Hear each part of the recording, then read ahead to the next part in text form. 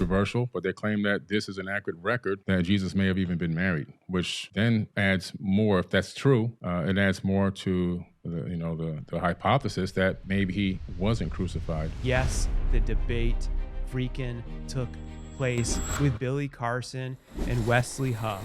Yeah. Keep going. Right, we can do a follow-up. I really appreciate it, Billy. Thanks so much for interacting. 2 weeks ago, my good man Billy Carson sat right here next to me in person, and we pulled online from Canada Wesley Huff, and we had a healthy conversation and debate about some of our different beliefs.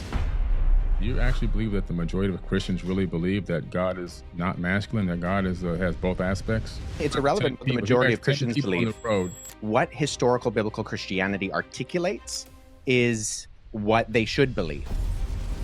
I had a follow-up from him immediately after the show, basically asking me not to air the show. I said, who's someone that could be able to have a good debate and has knowledge about all the stuff that Billy has knowledge of? And both pointed to this guy, Wesley. I'm staking my entire life on the person of Jesus. And where do I find the information about Jesus? I find that in the Bible. And if I can't trust the Bible, I really have no reason to put my hope and trust in Jesus. And I also said someone that is polite, respectful. Yes, we're going to be honest. Yes, there might be some healthy conflict, but in a respectful way. Relying on something like the Gospel of Barnabas, which is not just like, it's not that there's debate about it, it's that it's a known forgery. I mean, no one's referring to the Gospel of Barnabas as anything other than... If you say it's a known forgery and you're expert, I'm going to go with that. I get the frustration. Like, what are you doing? Like, you, as a host, you're supposed to be sharing the truth. Why would you hold this in just because this is your friend? So everyone, there's been an update that I need to let you all know. Since I recorded this response video on Friday, Billy and I were able to finally meet on Sunday. Today's Monday, by the way. And him and I were able to sit down for about an hour last night in our backyard. And had a good talk.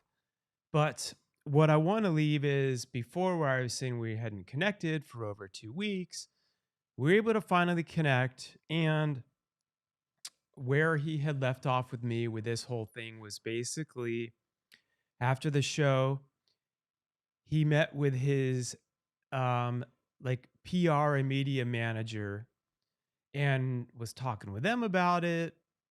And the manager got all upset because apparently he had already booked a debate that they're supposed to be doing. I can't give out all the details. That's going to be up to him to give out. But they had already set up a debate that is supposed to be taking place in the future with a moderator and such. So that was a big part as to why he needed to not have this show aired, is what he has filled me in on when we have met. Again, love Billy, great dude, good friend. Think Wesley is an amazing guy from what I've got to know of him, good character.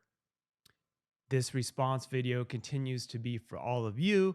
I love you all. Wanted to put this in there. Blessings to everyone. Billy Carson, owner of Forbidden Knowledge TV. He's all over the place. Also has been a great friend of mine. He's recently been on shows everywhere, on a huge tour. Joe Rogan, PBD show, everywhere. He has a major platform, studies the Emerald Tablets, and much more. Wesley Huff, historian, linguist, biblical scholar, and PhD. So this debate and healthy conversation that took place, we talked for a little over an hour and a half. And then I think Wesley and I continued to talk even for like another 30 minutes because Billy had a prearranged meeting he had to go to. He actually even stayed on like an extra 30 minutes. Then I asked for this to not be aired. And I'm going to go more into the whole backstory here in a second. Over these past 2 weeks, this has been, people knew that this show was going to be taking place. That wasn't a secret. Thousands of you have been messaging me, DMing me, emailing me, texting me. And I get it. A lot of people are even have been just curious, some wondering, some angry. Like, why wouldn't this be being released? And I totally understand. Wesley posted a video, I believe on his Instagram, about the debate, the conversation we had, and then how it's being asked not to be released. And I understand the frustration. Like, I get it. I won't be sharing the whole show. I'm still trying to wait to have a follow-up meeting for over 2 weeks. Billy, I love you to death, but I've continued to reach out to my good man to have a meeting about all this. I get it. He's busy. I have multiple companies. He has multiple companies. This has been important. That's why I'm sitting here right now. I am going to be doing today is just sharing a few pieces of some clips, giving somewhat of a breakdown to you, because this is owed to people to at least share something, especially with everyone. I'm not okay also on Wesley's behalf with some of you thinking that he's just been flat out lying that this took place, because it did take place. How this all came about. Billy and I have been talking for some months. You know, we have a lot of very similar core values. Like I said, we're friends. I've been on his show. He's been on my show. He shared his backstory of overcoming adversity to achieve success. I was on his show. I shared my backstory. We mentor each other in business and life and in a lot of things. One thing I was bringing up, I'm like, hey man, it would be awesome to have you on someday and us to be able to talk about our differences and beliefs in a healthy way. And for people to be able to see that you can actually not believe the exact same thing and have a healthy and rational conversation about it. Like me personally, I have my full story of how I found God. I don't get overly insane with labels, but it would be a Christian as just what I learned about Christ through my own testimony and my own life. And that's my own story. Billy has his other different beliefs from the Emerald Tablets, the Book of Enoch, other things he studied, and his expertise. He's traveled all around the world. As we were getting prepared to do this show, I was thinking it was like a day before, because it kind of came up.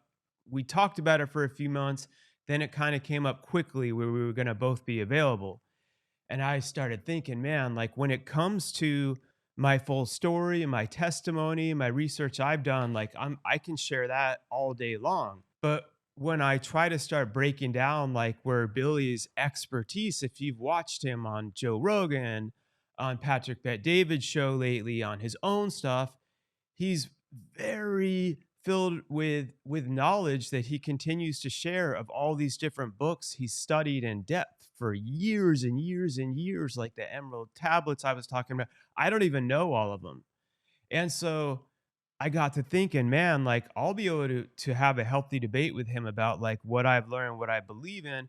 But when it comes to him sharing like what he's found and what he believes through his other books and ancient tablatures, I won't really have anything to know or say because I don't truly know anything about those. So I got to thinking, who could I get that would come from a trustworthy source? I reached out to a very trustworthy source of mine. Actually ended up having through another trustworthy source of mine that I found out follows Wesley, myself, and Billy, someone else that I've known personally for business and stuff for years. The source that I had, one of them ended up highly recommending Wesley Huff. 24 hours before Billy and I did the show with Wesley, I had no idea who Wesley was.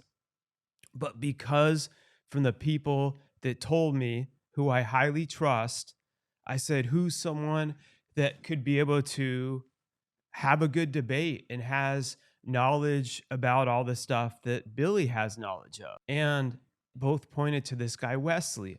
And I also said someone that is polite, respectful. I'm like, I don't want to have someone just coming on here being rude, slamming everyone. Like, we're not doing that. Yes, we're going to be honest. Yes, there might be some healthy conflict. That's okay. But in a respectful way. That's always what's important. I reached out to Wesley. Again, this is 24 hours before the show, before my good man Billy was sitting right here. Wesley ended up joining us. We brought him in virtually because he was all the way in Canada. He actually would have been happy to fly out here, but it was less than a day's notice. Then I talked to my good man, Billy, and I'm like, hey, bro, I know we're getting ready to do that show tomorrow, and I never would want to blindside anyone.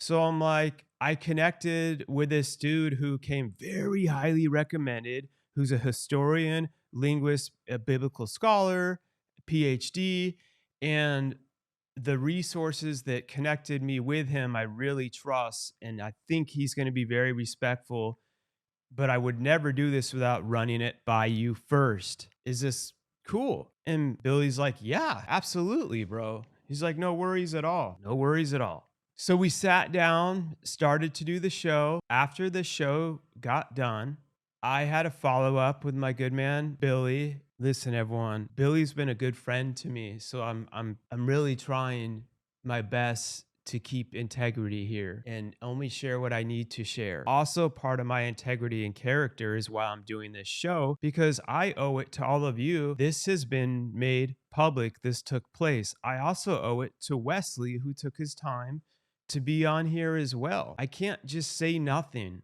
That's not in my nature. That's not why I started this podcast, Elevating Beyond, years ago, to share different stories behind the story of overcoming it. Adversity to achieve significant success, and being able to also have healthy conversations like this one that we just had. I had a follow-up from him immediately after the show, basically asking me not to air the show, and caught me off guard, if I'm being honest. It's been 2 weeks. Something has to be said. I'm very busy too. I've got a million other things going on. I've received thousands of responses, of messages, some nice, some very mean, some slandering me, some slandering other people, some slandering Wesley. And like I said, I get it. I get the frustration. Like, what are you doing? You're like, you, as a host, you're supposed to be sharing the truth. Why would you hold this in just because this is your friend? I get it. I totally get it. I've been struggling with this a lot. We still haven't been able to have a meeting, and I've gone above and beyond, to be honest, to be available. I've made it very important to be available. Continue to hope for the best for all that. Right now, it is what it is. And we're going to get ready to share some different clips and stuff. And we're going to talk about it. By the way, everyone, I've done over 309 shows, I think now, over the years with all different types of people, whether it's been professional athletes, actors, like my good man Walter White Jr. from the show Breaking Bad, the director from the recent movie they just did with him and Terrence Howard, tons of people sharing overcoming adversity. Business owners, everything. I do tons of solo shows. My point being is I have in the past had people at times be like, can you not air that? Normally we live stream most the stuff also anyway. So it's like, well, it's already out there. And also one thing that I'm very proud of is, other than like the reels and the editing for sound, we keep everything in all the shows, which most of the time is me screwing up. But that's the huge value that I have, is keeping the unedited, just real truth in everything. So I've struggled with this, and it did catch me off guard. And in that phone call, I did say, okay, as of now, we won't air it. So we haven't, but I don't normally do that, because this is someone that is like a friend and we have the family dynamics and stuff. It makes it harder. Does that make it okay? I don't know. And I feel like I have an accountability to all the listeners and stuff too. And I also have my integrity in that conversation where I said, for now, we won't release this. I, in all honesty, have rewatched this thing that has become like larger than life. I mean, I can't, so many people have reached out to me publicly and privately. Some that I don't know, some that are just people from this like thing being heard out there. Some that are very huge public figures that all of you would know. I'm not going to mention their names because that was in confidentiality. This is like continue to get out there like wildfire because of all this like that's gone on behind the scenes. And in all honesty, I thought both Billy and Wesley were very humble, and we had some very nice, respectful conversations. some things were unfolded on many sides. There, as I'll show you in some of the clips, there were also, I know, more questions that Billy wanted to get into, and due to time constraints, we weren't able to. So I understand wanting to have more resolve on those. But the things that we did go over, I have rewatched it and I thought stuff came across very well and in a very humble way. Were there some different areas where some people are like, oh, yeah, that proves that very well? That's the whole point of a discussion like this. When we started off from like recently on, I think it was on Joe Rogan or Patrick David's show, my good man Billy, I know, was talking about some of the books he studies, and if if if they were true from what he's found, there show evidence that Jesus wasn't crucified. That was one of the first things that came about. That's a big deal. The translation that's off is they say, well, Jesus was crucified. Whoa. Well, that doesn't exist in the Sinai Bible. What happened It to doesn't him? exist in the book of Barnabas. And I just personally thought that would be an interesting thing to open up with. Part of the thing Billy was telling me later on was he thought this topic kind of got dwelled on too much, but if we don't air the whole debate, then that will be for everyone to decide. Something Billy had referred to was there's a book from Jesus's wife, they claim, that has been found. And if that shows to be accurate, it shows, first of all, that Jesus was married, which would be like crazy. But I mean, if that's been discovered and it's something accurate, then we need to look into it. And then also that book would show that he wasn't crucified. Then it led to Billy actually very humbly talking about, no, I was kind of misinformed, and quoted a different book, the book of Barnabas, which Billy has highly studied. We'll play the clip. They discovered the book of Jesus' wife, which is at the Harvard Seminary, which according to some scholars, that's a little controversial, but they claim that this is an accurate record that Jesus may have even been married, which then, adds more, if that's true, it adds more to the hypothesis that maybe he wasn't crucified. When you refer to the Sinai Bible, would you be referring to Codex Sinaiticus? Like the codex that comes... Okay. The Codex Sinaiticus in particular is just a Greek, it's a 4th century Greek manuscript. Mm-hmm. It comes from approximately between 325 and 350 AD. And its text of the Gospels reads almost identical to the modern Greek text that we develop translations from. When you say that it denies the crucifixion or that the crucifixion isn't there, I mean, I can go on right now, Codex Sinaiticus, and I can look up the end of, say, Matthew 27, Mhm. where it has Jesus being crucified. And that's in Codex Sinaiticus, or, the John 19, or any of the other ones. So I think my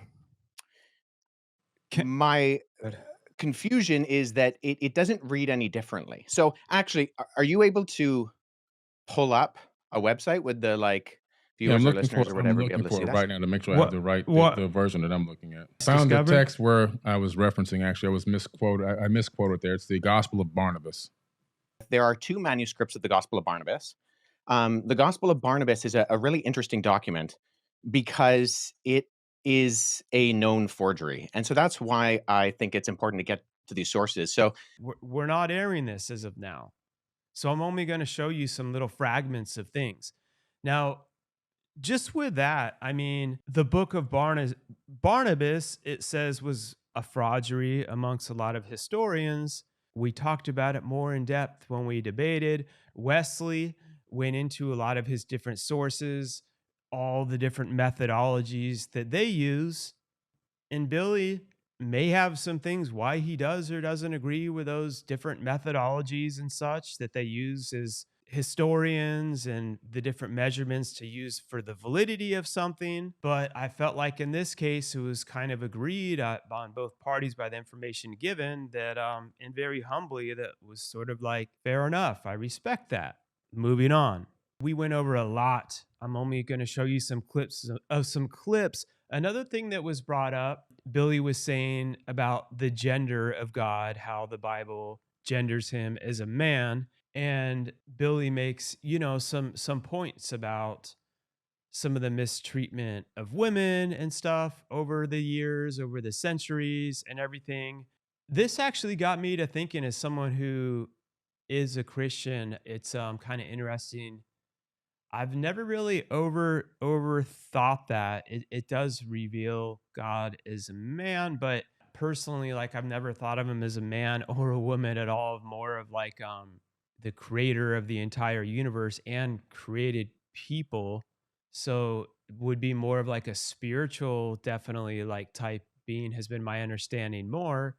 And God is two, the same all the time, right? He's always good. It's always God is all the same all the time, right? Is Yeah, that but we do see that though in Scripture, God has revealed Himself through the masculine plural, and there are aspects of that's God's character convenient? that we see within Scripture that do actually communicate. Jesus says that He longs to gather Israel like a mother hen collects her chicks. So we see aspects of the feminine of God, not meaning that God is feminine, but that the image of God reflects both the masculine and the feminine, and that's why when the two become one flesh, there's a uniting of that reflects the image of God as well Do you within believe that the the majority of covenant of Christians marriage. do you actually believe that the majority of Christians really believe that God is not masculine, that God is has both aspects? If you I ask mean, it's 10 irrelevant what the people, if you majority ask of 10 Christians people on the believe. road, how many would Yeah. tell you, that God's not a man? They've never been taught this. Well, I was taught it growing up. I was taught it in when I was a child, when I went to seminary, when I went to Bible college. I was taught it in graduate school. I would say I would say a few things to that. I would say, in one sense, it's irrelevant what the majority of Christians believe, because what historical biblical Christianity articulates is what they should believe. There are Christians who run around saying all sorts of things that are not in conformity to biblical, historical, Orthodox Christianity. You're And absolutely they shouldn't believe that because it's irrelevant. And so if one Christian believes something that is not in line with biblical Christianity, I mean, that's on them. So God is not gendered, but he does express through inspired scripture the masculine plural, sorry, not plural, the masculine uh, um, pronoun.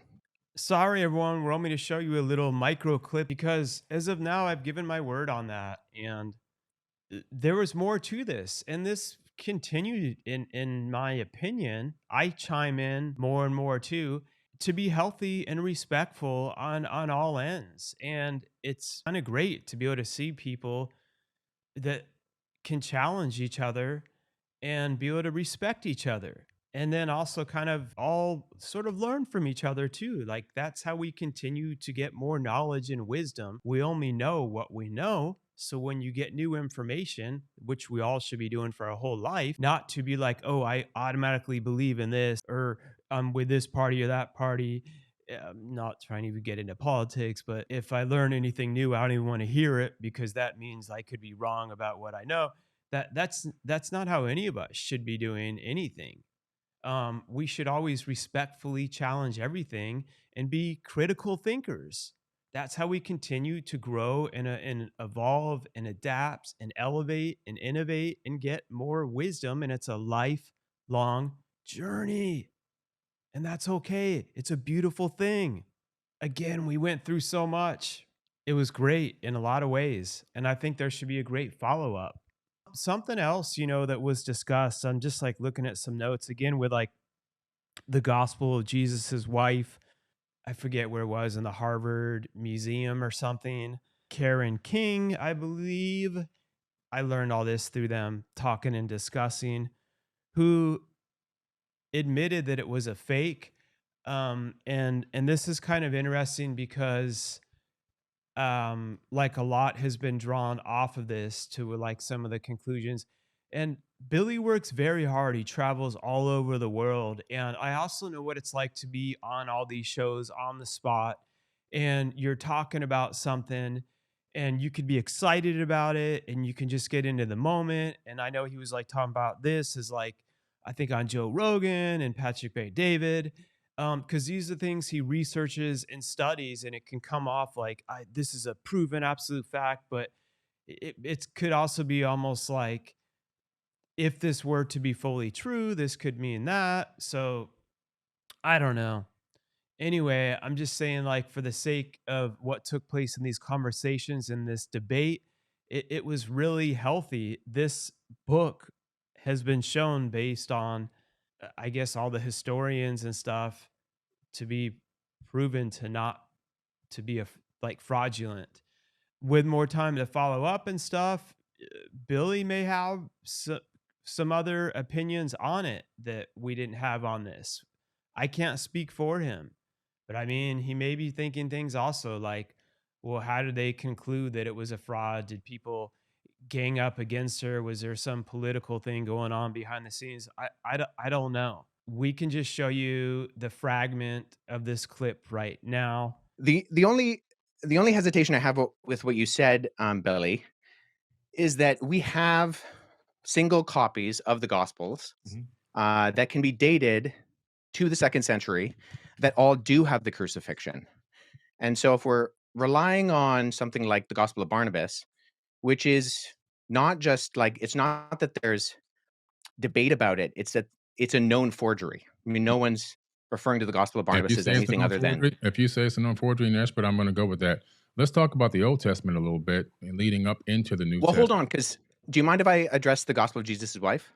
Sure, go ahead. What was her name Yeah, again? I'm like trying to write notes like I know what I'm doing, but I'm just curious. So the Gospel of Jesus' wife doesn't actually mention. So oftentimes what happens is that the text of the Gospel of Jesus' wife is kind of paralleled with the Gospel of Philip, which mentions that that Jesus would kiss Mary Magdalene on the mouth.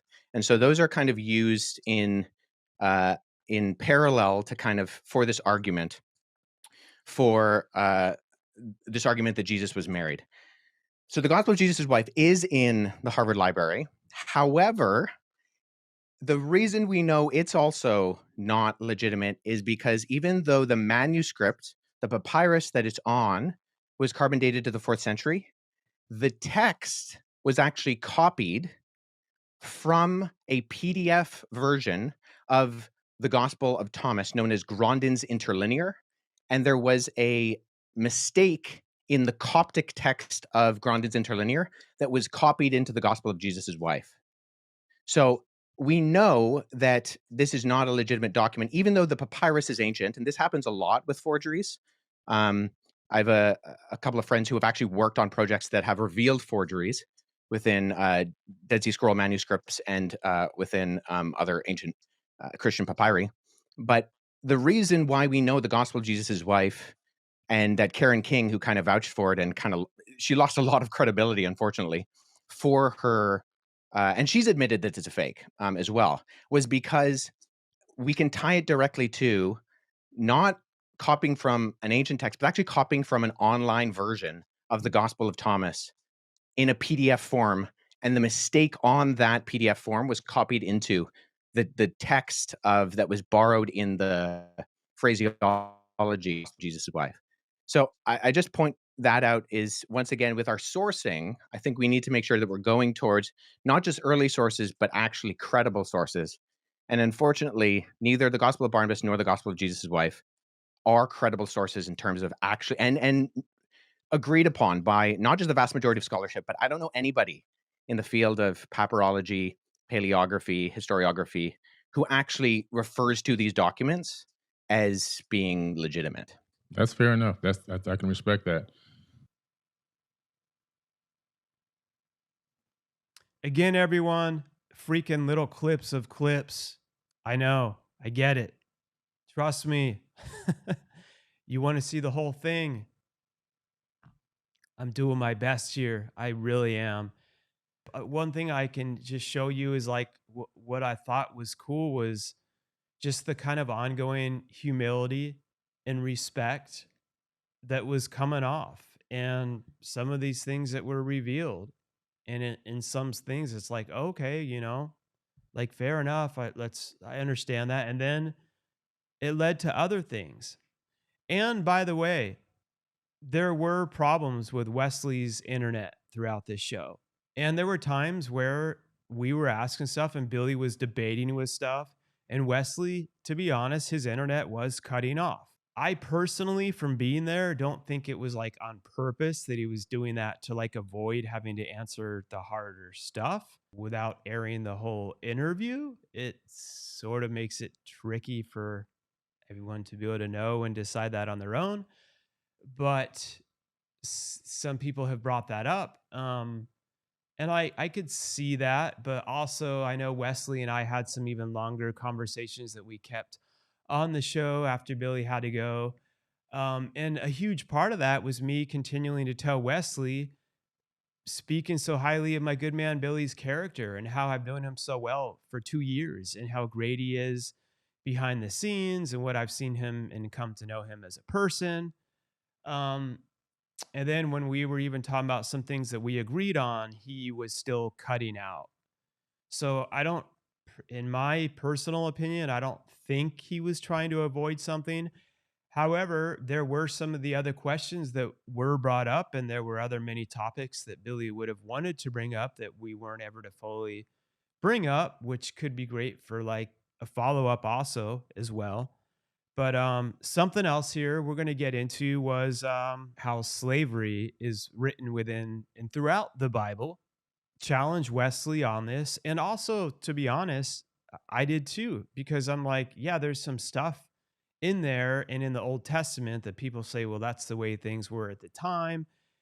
I'm like, yeah, but still, it seems weird that, you know, God knowing everything, who I believe in God. And by the way, I'm going to summarize all this with where all of us do have similar beliefs. All three of us, by the way, to like have something like that in. And Billy asked some of these challenging questions. Wesley responded to it and explained it. Again, this is only a micro clip. There was more that took place that was discussed in depth about all this, but from not being able, as of now, to air it, as you all know, we're just going to show this brief little clip. A lot of misinformation in the Bible. There's a lot of false information that's copied from ancient text. And if you go by that text, all of a sudden you end up with 400 years of slavery. You end up with abuse. You end up with divide and conquer tactics that separate people. You end up with people thinking that they're the chosen ones and they're the chosen people. And we've been promised this promised land so we can eradicate another race of people because this is our land, because God promised it to us. You have people that want to go on the papal inquisitions and torture and kill and murder over 80 million people. You have the American Holocaust, 111 million indigenous natives slayed. You have all this going on because of this text, which is set up so contradictory throughout its path across time. You get into the New Testament, slavery is still being condoned in the New Testament.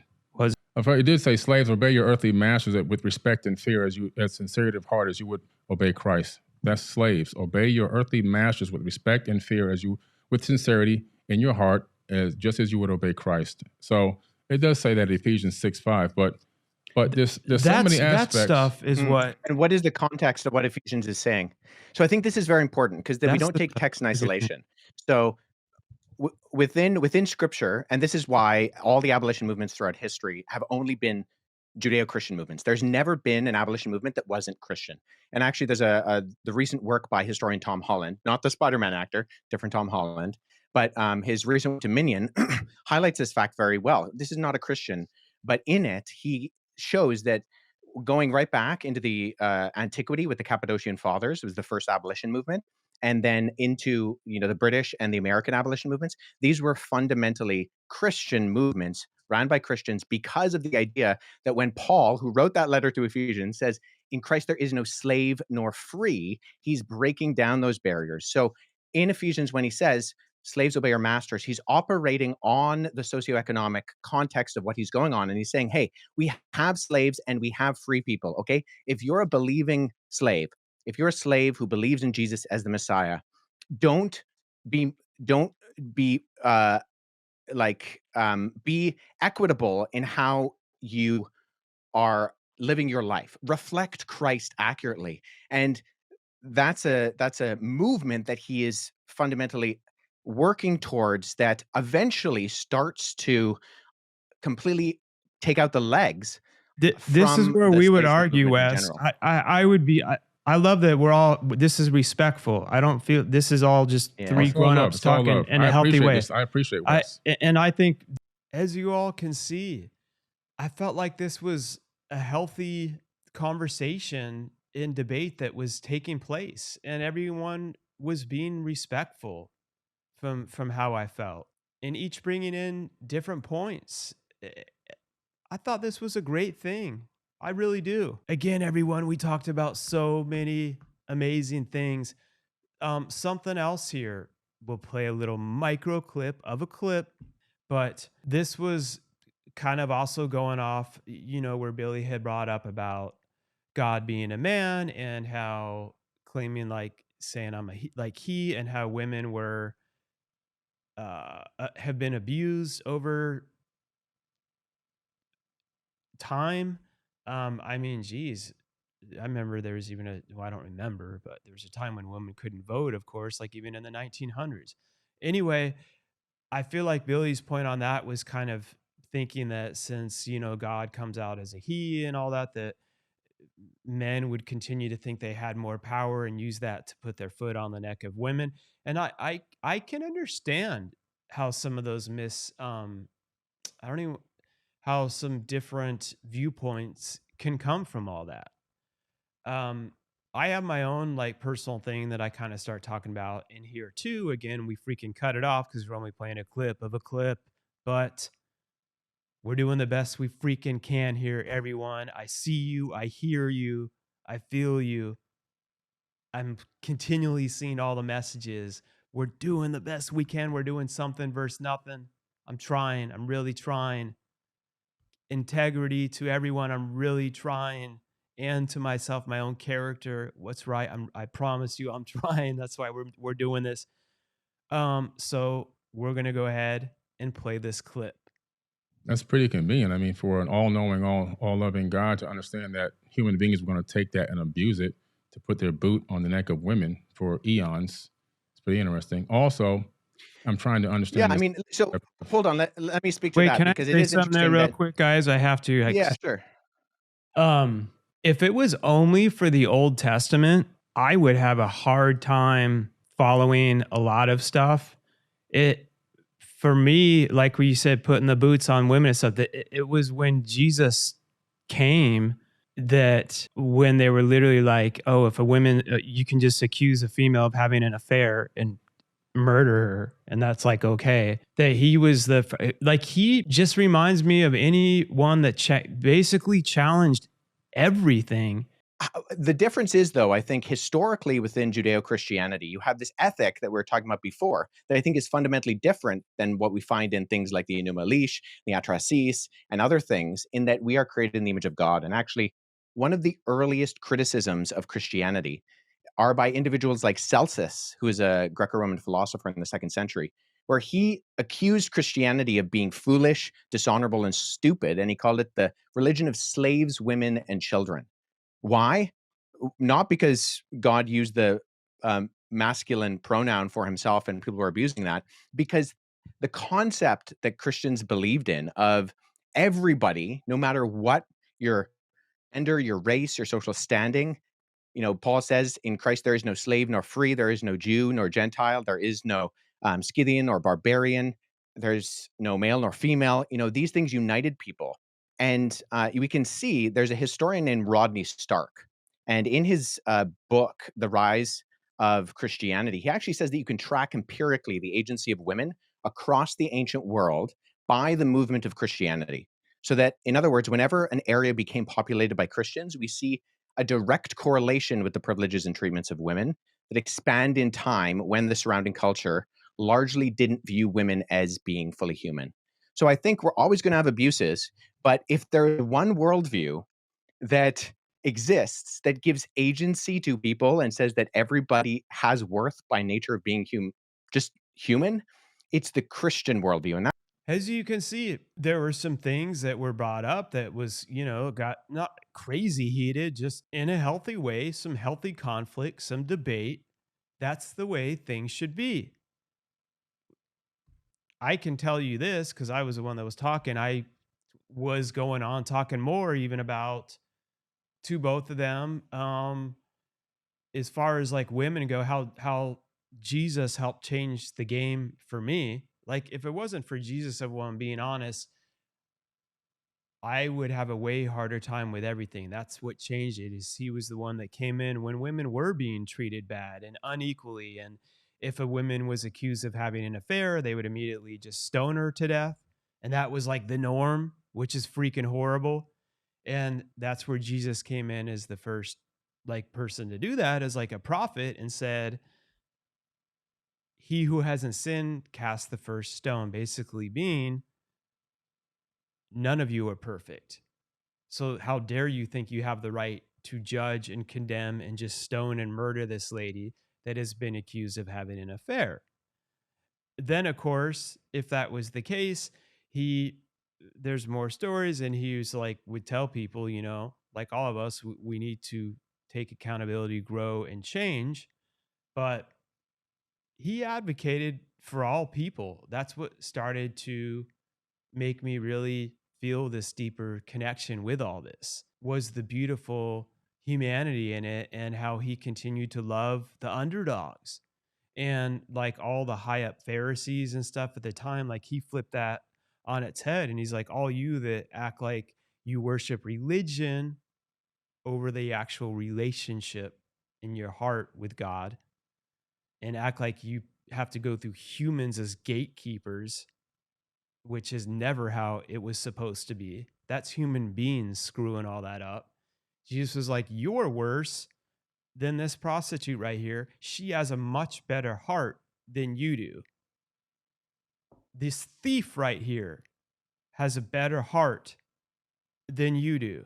And these were people that would be known as like the high ups in the churches, and they weren't ever used to anyone ever saying that about them, which I loved. I have to just personally put in there and say that, because Jesus advocated so much for the rights of everyone, of the underdogs, of the equality of everyone, of every gender, of every race. And he came in and brought people together by his actions. Anyway, that's not what this whole thing's about right now. It's just, I did talk about that more in depth on the full show, which we're not freaking airing as of now. We're just going to play one more little clip of a clip. We did hours of a show together. And there was a lot of other interesting things brought up that aren't being shown right now, as you all know. And some of it, by the way, like even Billy was bringing up some really challenging things from the Old Testament, which I jumped on with Billy on Wesley. Like, these are things, as someone that I believe to be a Christian, I am, that I struggle with too. And there was a lot of things that we talked about, and some of those we weren't able to fully have it where we had a full answer from Wesley due to not fully finishing this. And he did give answers. And then also I was at that point, I think even in some of those things, I was interrupting a lot too. That's just one thing I'm suck at. I'll get, not even trying to be rude or disrespectful, excited, it gets on the tip of my tongue, and I like have to jump in and get it out. You'd think after all these years we'd be better, but that's one of the wonderful adventures of ADHD. Anyway, there was way more things that were discussed and brought up, and there was some good stuff. We're going to end it with this clip. Something that we talk about here is just different ways they measure validity. Billy is kind of now going off on in a great way about some of the other ancient things they found with technologies and other civilizations, which I think is very fascinating. And I don't think that necessarily proves or disproves anything really always with the Bible. I think there's just some cool stuff with that. But anyway, this clip we're about to play just goes in different ways that they discuss it. Billy brings up awesome points of how he's gone there. Wesley follows up with some ways on how they measure different validities of when things are said, how they measure that to be true. Good conversation. We'll play the clip. As a historian, as someone who's trying to figure out what is accurate, how do you know if I use the term verisimilitude, do you know what that term means? No, but I can tell you this. Tell me how the Dogon tribe saw Sirius B, knew the orbit of Sirius B, a trinary star system, accurately, and can show you the orbit with a special tool that they made that was given to them by these people. How do they know the shapes, the sizes, the colors, and the orbital pattern of all these planets in our solar system and other star alignments that they would use to have something called the Ziggy and planet and their own harvesting and planting and so forth and so on? That's not enough So, evidence that there's something well, going on. I'm not a Yeah, I'm not aware of that particular case. And even I mean, I would grant that the ancient people are far more technological advanced than we give themselves credit for. Just because they're ancient doesn't mean they're stupid. I am well aware, as someone who has done both investigation of the past and done archaeological analysis, that is a reality. My question is simply, okay, you have these stories or you have these accounts. You're referring to them as eyewitness testimony. How are you going about verifying that as that? Well, if the people had eyewitness testimony about Jesus, they then just wrote down their eyewitness testimony on a piece of paper or parchment paper or papyrus. So these Right. people, So that's where some of internal it's oral, some of methodological it's oral, and some analysis. of it's actually written down. So I mean, it's the same exact thing. There's really no difference. Well, no. So you do internal investigations to figure out when something was dated. So something like so when I use that term verisimilitude before, that's something we as historians are looking for. It's a term that simply means the appearance or likelihood of truthfulness. So when you do historical analysis, it's an inference to the best explanation. So you have proof and you have data, and you're extrapolating that data on levels of probability. So some things can be confirmed as high probabilistically true, and other things are lower in their probability that they happened. But there are different methodologies, different ways that you explore historically how that happens. Well, So that for was the done. Gospels, you look That at was done with the Dogon tribe. Scientists went there to visit the tribe, and they still have no answers because they used their modern science. They took the best scholars to visit these people, and they're still scratching their heads. Something happened there sure. that And doesn't. and I'm not even denying that necessarily, but the question is, okay, we need different levels of evidence and exploration, not just scientifically, but historically to derive something as eyewitness testimony. Now we have mountains of that, and I'm more than willing to go into some of that with the Gospels as early eyewitness testimony that can be verified externally and internally. But nonetheless, the only reason I ask, Billy. All right, everyone. In conclusion, for now, I'm happy that we've at least got something out here. I know so many of you are writing me wanting this full thing to be released. I understand the anger about it. What I wasn't okay with, and I had to get this out here. I'll take accountability for now as we're working through all this because it was my show. And I'm sorry that the whole thing isn't being released as of now. This is a struggle. We're continually working on it. But I wasn't okay with a lot of the comments I started seeing when some people were saying Wesley was making this up, that it didn't take place. And in a good conscience, I couldn't just sit back. Yes, Billy's my friend. I love Billy to death. This debate isn't about whether people may be proved right or wrong and we learn new wisdom.